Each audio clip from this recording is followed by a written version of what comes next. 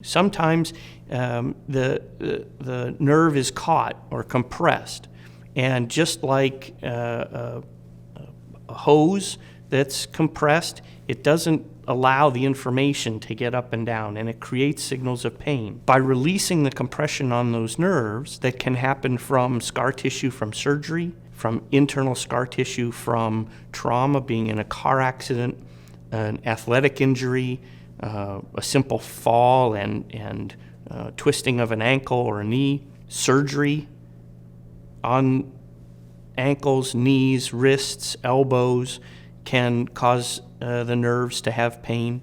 And by releasing the compression on those nerves, the signals for pain, which are going up to the brain, stop.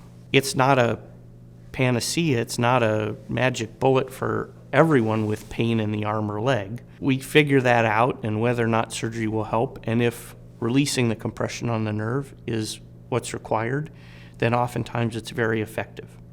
I've always had an interest in peripheral nerve surgery. Patients with having pain find themselves in a real difficult situation.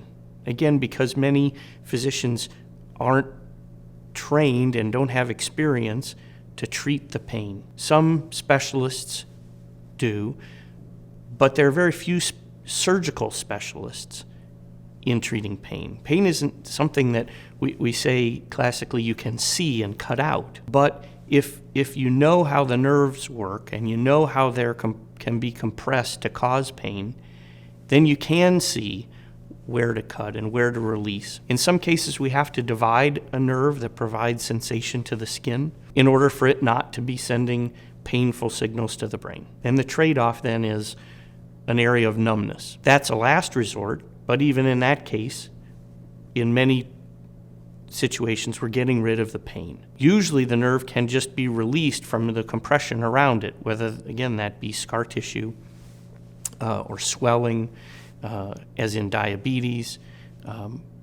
but releasing the nerve then releases the pain signals going to the brain. I found that to be such an enlightening sort of concept. It's a thing that you can go in and fix and change in an afternoon that people have been suffering with for years.